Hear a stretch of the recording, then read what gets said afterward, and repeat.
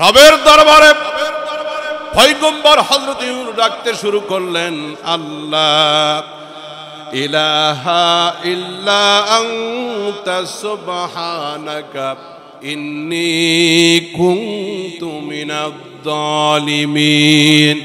দোয়াটার দিকে লক্ষ্য করেন, আমি একটু ব্যাখ্যা করি দোয়াটা। গোটা জিন্দেগি এই দোয়াটা করতেছেন, এই দোয়ার ভিতরে আছেটা কি একটু বিশ্লেষণ করি। দোয়া ইউনূসটা আপনাদের জন্য।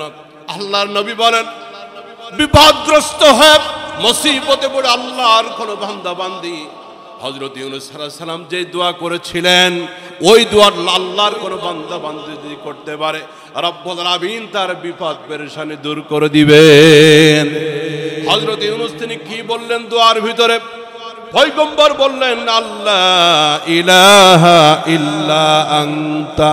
দোয়ার শুরুতে তাওহীদের কথা, একাত্মবাদের কথা। আল্লাহ তুমি ছাড়া, আল্লাহ ইলাহা ইল্লা আনতা, তুমি ছাড়া আর কোন মাবুদ। একসাথে বলেন তাহলে দোয়া ইউনূসের প্রথম অংশে তাওহীদের কথা, শিরক মুক্তির কথা। আল্লাহ আকাশের নিচে জমিনের উপরে আইনদাতা, বিধানদাতা, শাস্তিদাতা, সুখদাতা, রিজিকদাতা, ইজ্জতদাতা আল্লাহ, তুমি ছাড়া আর কেউ। হাজী সাহেবরা যারা মক্কায় যাচ্ছেন, লাব্বাইক আল্লাহুম্মা লাব্বাইক, লাব্বাইক লা শারীকা লাকা লাব্বাইক, একই কথা। আমি হাজির আল্লাহ, আমি তোমার দরবারে স্বীকৃতি জ্ঞাপন করছি। লাব্বাইক আল্লাহুম্মা লাব্বাইক, লাব্বাইক লা শারীকা লাকা লাব্বাইক, তোমার অংশীদার নাই, তুমি এক এবং। তাহলে দোয়া ইউনূসের প্রথম অংশে তাওহীদের কথা, শিরক থেকে মুক্ত হওয়ার কথা, তাওহীদের স্পষ্ট ঘোষণা। এরপরে আরেক অংশের ভিতরে পয়গম্বর হযরত ইউনূস রবের প্রশংসা করলেন, তাসবিহ করলেন, সুবহানাক। সুবহান মানে পবিত্র। এই যে আপনারা বলি, আমরা বলি সুবহানাল্লাহ, আল্লাহ পবিত্র, আলহামদুলিল্লাহ আল্লাহর প্রশংসা, আল্লাহু আকবার, আল্লাহ সবচাইতে বড়। তাহলে সুবহান মানে পবিত্র। ইউনূস আলাইহিস সালাম তাওহীদের ঘোষণা দেওয়ার পর এরপরে বলতেছেন সুবহানাক, পবিত্র সত্তা, সমস্ত প্রকার অক্ষমতা না পারা থেকে তুমি পবিত্র আল্লাহ। এরপর নিজের অক্ষমতার কথা বললেন, নিজের অপরাধের কথা বললেন। রব্বে কারীম তুমি এক এবং একক, তোমার কোনো শরীক নাই। সুবহানাক, তুমি পবিত্র সত্তা। ইন্নী কুনতু মিনাজ জালিমিন, ইন্নী কুনতু মিনাজ জালিমিন। আল্লাহ আমার ভুল হয়ে গেছে, আমি তো অপরাধীদের কাতারে পৌঁছে গেছি, আমি তো অবাধ্যদের কাতারে পৌঁছে গেছি। আল্লাহ ইন্নী কুনতু মিনাজ জালিমিন, আমি অবাধ্য হয়ে গেছি। আল্লাহ নিজের অক্ষমতা প্রকাশ করতেছেন, অপরাধের কথা প্রকাশ করতেছেন। এই জন্য আল্লাহর দরবারে যারা দোয়া করবেন, নিজের অপরাধের কথা স্বীকার করবেন, নিজেকে অত্যন্ত লাঞ্ছিত অপদস্থ হিসেবে পেশ করবেন। আল্লাহ তোমার দরবারে আমার হাত তোলার মতো ক্ষমতা নাই। আল্লাহ আমি পাপী গুনাহগার। আয় আল্লাহ আমার এই দোষ সেই দোষ, মালিক সমস্ত দোষের বোঝা কাঁধে লইয়া তুমি আরশের মালিক আল্লাহর দরবারে হাত উঠাইলাম। এভাবে নিজেকে লজ্জিত করে রবের দরবারে হাত তুলবেন আর বলবেন, হাত তুলেছি মাওলা আমি তোমার দরবারে, ক্ষমা করে দাও, তুমি দাও ক্ষমা করে। বলেন, হাত তুলেছি মাওলা আমি তোমার দরবারে, ক্ষমা করে দাও, তুমি দাও ক্ষমা করে। পয়গম্বর হযরত ইউনূস সেইভাবে রবের দরবারে বলতে লাগলেন, ইন্নী কুনতু মিনাজ জালিমিন। দোয়া করেছেন মাছের পেটের ভিতর থেকে, দোয়া করেছেন সাগরের পানির তল থেকে, রবের দরবারে পৌঁছে গেল। আল্লাহ বলেন, ফাস্তাজাবনা লাহু ওয়া নাজ্জাইনাহু মিনাল গাম ওয়া কাযালিকা নুনজিল মুমিনিন। একটু জোরে বলা যাবে কি আল্লাহু আকবার? কলিজার টুকরা বন্ধুরা আমার, রব্বে করিম বলেন ইউনুস যখন আমাকে ডাকলো পৃথিবীর কেউ তো শুনতে পেল না, পৃথিবীর কারো কানে আওয়াজ গেল না, পৃথিবীর কারো দরজায় কষাঘাত করলো না, কিন্তু আমি আরশের মালিক আল্লাহ আমি শুনতে পেলাম। আমি শুধু শুনেই ক্ষান্ত হলাম না, ফাস্তাজাবনা লাহু ওয়া নাজ্জাইনাহু মিনাল গাম ওয়া কাযালিকা নুজিল মুমিনিন। আমি আমার পয়গম্বর ইউনুসের ডাকে সাড়া দিয়ে দিলাম, ফাস্তাজাবনা লাহু তার ডাকে সাড়া দিলাম। ওয়া ইযা সালাকা ইবাদি আন্নি ফাইন্নি করিব। আল্লাহ বলেন আমার কোন বান্দা যখন বিপদে মুসিবতে পড়ে পৃথিবীর কারো দ্বারস্থ না হইয়া আমি আল্লাহকে ডাকে, আমি আল্লাহ পাকের রহমত তার নিকটবর্তী হয়ে যায়। উদউনি আস্তাজিব লাকুম। রব্বে করিম বলেন দুনিয়ার মানুষ পৃথিবীর মানুষকে বেশি বেশি ডাকলে রাগ হয়ে যায়, বেশি বেশি থানায় গেলে ওসি সাহেব বিরক্ত হয়, বেশি বেশি বাবাকে ডাকলে বাবাও রাগ হয়ে যায়, দরজা বন্ধ করে দেয়, বেশি বেশি মায়ের কাছে চাইলে মাও রাগ হয়ে যায়, ভাই ব্রাদার রাগ হয়ে যায়, বন্ধু বেশি ফোন দিলে মোবাইলটা সাইলেন্ট করে রাখে, মোবাইলটা বন্ধ করে দেয়। পৃথিবীর মানুষের কাছে চাইলে পৃথিবীর মানুষগুলি বিরক্ত হয়, কিন্তু আল্লাহ রাব্বুল আলামিন বলেন না রে না, আমি তোর মালিক আল্লাহ, আমি তোর আমার কুদরতি হাতে বানিয়েছি বান্দা, আমার কাছে দুইটা হাত তুলে চাইবি। দুনিয়ার মানুষগুলি ঘুম আসলে ঘুমায় যায়, আমি তোর ডাক শোনার জন্য সদা জাগ্রত থাকি। हर हमेशा देने को तैयार है, हर हमेशा देने को तैयार है, जो न मांगे उससे ओ बेजार है। दुनियार মানুষগুলির কাছে বেশি বেশি হাত পাতলে চাইলে বাইনা করলে রাগ হয়, এমনকি শিশু বাচ্চা বেশি বেশি চকলেট চাইলে বাবা ধমক দেয়। রব বলেন না রে না, দুনিয়ার মানুষের কাছে বেশি চাইলে রাগ হয়, আমার কাছে বেশি চাইলে আমি আল্লাহ খুশি হই, আমি আল্লাহ দেওয়ার জন্য প্রস্তুত হয়ে যাই। এই জন্য তোর মনের ভিতরে যা কিছু দরকার, যত প্রকার পেরেশানি হোক না কেন বান্দা, চাইবি তো চা, আমি রবের কাছে চা, আমি দেওয়ার জন্য প্রস্তুত হয়ে আছি।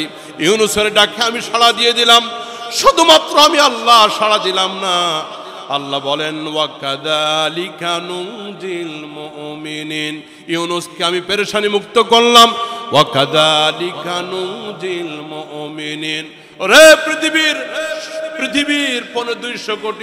200 কোটি মানুষ, পৃথিবীর 800 কোটি মানুষ, ভালো করে শুনে রাখো, ওয়া কাযালিকা নুজিল মুমিনিন।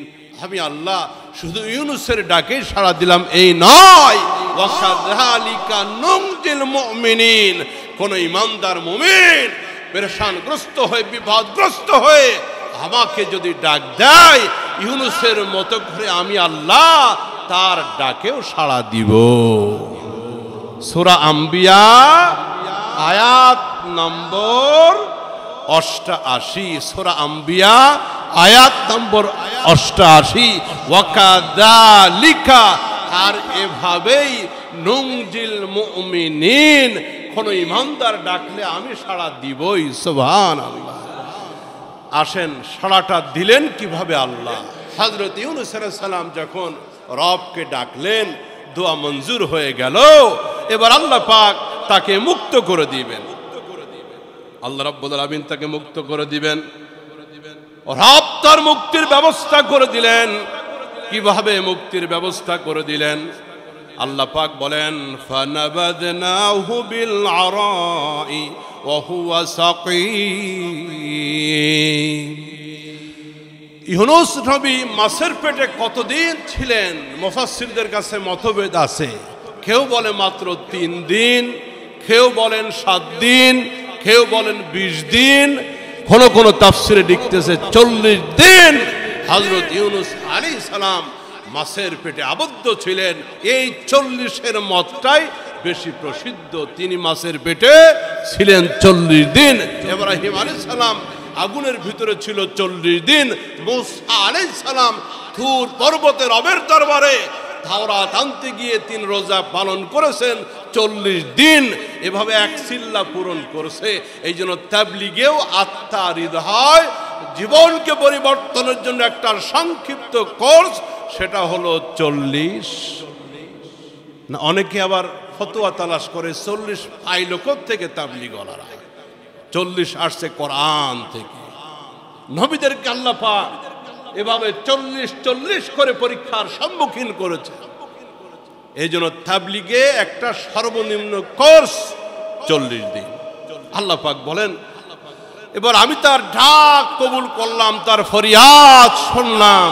আমি তাকে একটি মুক্ত প্রান্তরে, একটা মরুভূমিতে আমি তাকে মাছের পেট থেকে মুক্তির ব্যবস্থা করলাম। মাছ খালা আদেশ করলেন, এই সাগরের তীরে এই মরুভূমির পাশে তাকে উগরে দাও, পেট থেকে বের করে দাও।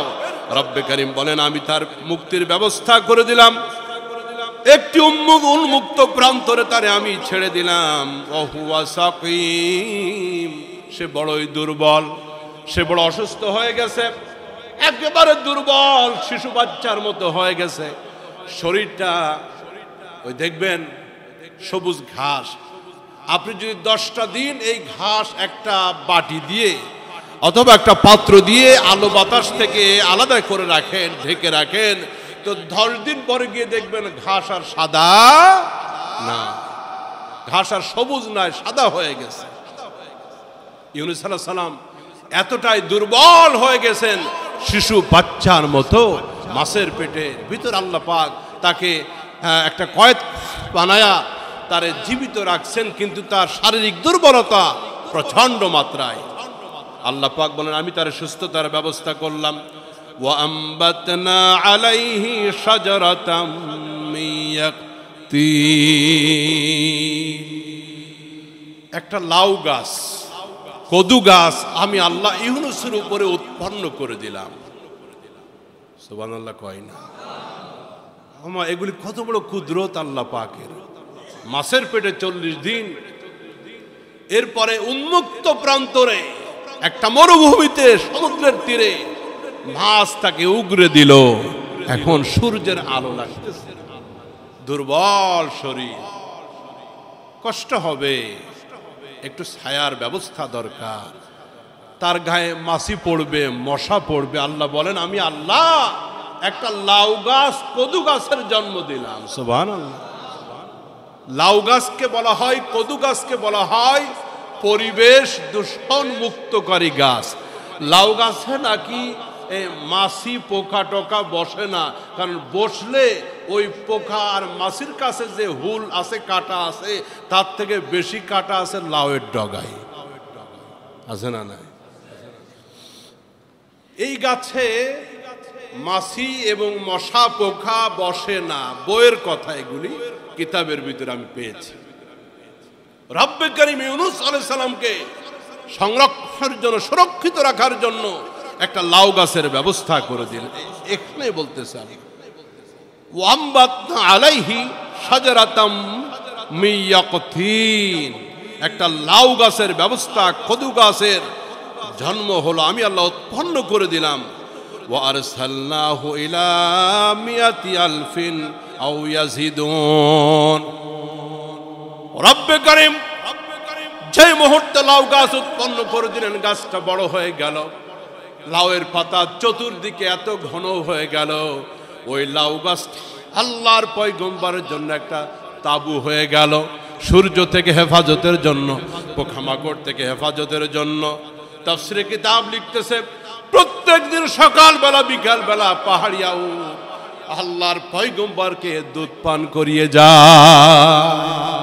রব্বে কারীম পাহাড়িয়া উটের মাধ্যমে নবীকে রিজিকের ব্যবস্থা করলেন, লাউ গাছ দিয়ে তাবুর ব্যবস্থা করলেন, পোকামাকড় থেকে, রোদ থেকে হেফাজতের ব্যবস্থা করলেন।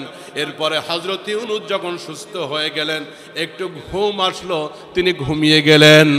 ঘুম থেকে উঠে দেখেন সবুজ লাউ গাছ, সবুজ আর নাই, লাউ গাছটা মরে গেছে, শুকায় গেছে। কাঁদতে থাকলেন আল্লাহর পয়গম্বর, যেই গাছটি এতদিন তার সুরক্ষা দিয়েছে, ছায়া দিয়েছে, গাছটা মরে গেল, চোখের কোনায় পানি। আল্লাহর পয়গম্বর রব্বে করিম বলেন, ইউনূস ছোট্ট একটা লাউ গাছের কারণে আফসোস করতেছো, কাঁদতেছো, কিন্তু 1,00,000 উম্মত রেখে তুমি চলে এসেছিলে আমার বান্দারা, তাদের চিন্তায় তো তুমি একটা বড় কাঁদতে পারো না। লাউ গাছের জন্য কাঁদতেছো, বড় মায়া লাউ গাছের জন্য, কিন্তু 1,00,000 মানুষকে আমি আল্লাহ বানিয়েছি। তোমার উচিত ছিল তাদের সাথে থাকা, অবস্থা দেখা, এরপরে তওবার ব্যবস্থা করা। তুমি এক লাউ গাছের জন্য মায়া, কিন্তু 1,00,000 উম্মতের জন্য হয়তো মায়া তোমার নাও থাকতে পারে। আমি আল্লাহ তাদের মালিক, আমার তো তাদের প্রতি মায়া দয়া আছে। আল্লাহ হযরত ইউনূস সালামকে আল্লাহ পাক শিক্ষা দিলেন, বোঝালেন। এরপরে তিনি সুস্থ হয়ে ফিরে গেলেন তার জাতির কাছে। আল্লাহ পাক বলেন, ওয়া আরসালনাহু ইলা মিআতি আলফিন, মিআতি আলফ মানে 1,00,000 আও ইয়াজিদুন, অথবা এর চাইতেও বেশি উম্মতের কাছে আমি পাঠিয়েছিলাম। ফাআমানু ফামাত্তানাহুম ইলা হিন, আমি আল্লাহ তাদেরকে আরো দীর্ঘদিন এই জমিনে বসবাসের ব্যবস্থা করে দিয়েছিলাম। হযরত ইউনূস আলাইহিস সালামের জাতি তারা তওবা করেছিল, রব্বুল আলামিন তাদের তওবা কবুল করলেন। হযরত ইউনূস পয়গম্বর ও ইরাকের মুসেল শহরের নিনওয়াতে ফিরে গিয়ে তিনি তার জাতির মাঝে আবার তাওহীদের দাওয়াত দিতে লাগলেন। রব্বে করিম তাদের দাওয়াতকে কবুল করলেন। সকলে একযোগে ঈমানওয়ালা মুসলমান হয়ে দীর্ঘদিন তারা আবার পৃথিবীতে বসবাস করেছিল। মোহতারাম হাজিরিন, তো নবী এবং পয়গম্বরদের জীবনী থেকে আল্লাহ আমাদের জন্য শিক্ষার ব্যবস্থা রেখেছেন। ধৈর্য ধরতে হবে, তাওহীদের পথে দাওয়াত দিতে হবে, ধৈর্য হারা হলে হবে না। হয়তো বাবা ঠিক মতো নামাজে আসে না, আপনি ধৈর্য দিয়ে দাওয়াত দিতেই থাকবেন। সন্তানটা কথা শোনে না, বদদুয়া দেওয়া যাবে না, তার জন্য দোয়া করতে হবে, আল্লাহ যেন তাকে সঠিক পথে ফেরান। কত বড় কাফের বেঈমানকে আল্লাহ হেদায়েতের পথে দিয়েছেন, আল্লাহ আমাদেরকেও হেদায়েত দিবেন ইনশাআল্লাহ। এই জন্য